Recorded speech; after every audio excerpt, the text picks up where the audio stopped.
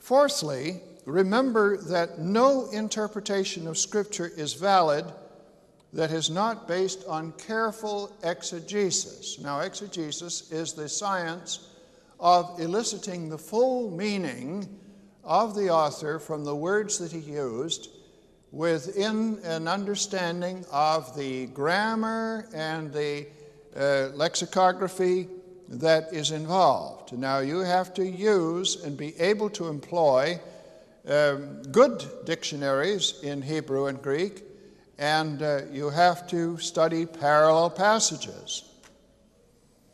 Now, to give you a familiar type of example, suppose you're a foreigner and you have come to America and you're trying to learn the English language. You look up in the dictionary and you find the word strike has a variety of meanings, but perhaps it would still be confusing to you if you were to read in the newspaper, the prospectors made a strike yesterday up in the mountains. And then on another column you read, the union went on strike this morning.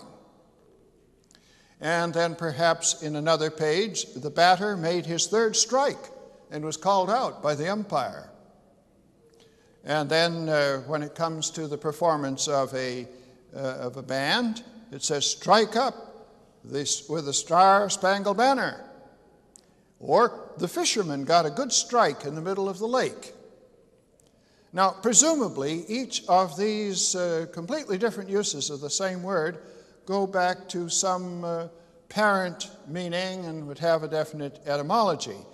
But a complete confusion may result from misunderstanding how the speaker meant the word to be used.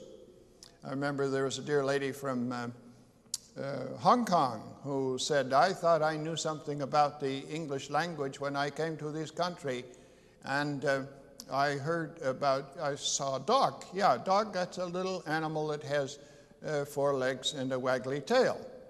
But then I heard that some people were saying their dogs were tired and they didn't even have a dog with them.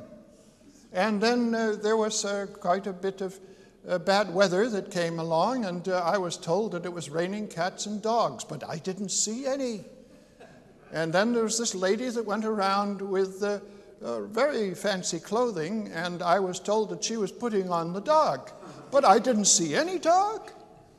Well, you see, what you have to do is learn to understand what people mean by the language which they use, rather than what you would infer from your knowledge of the terminology.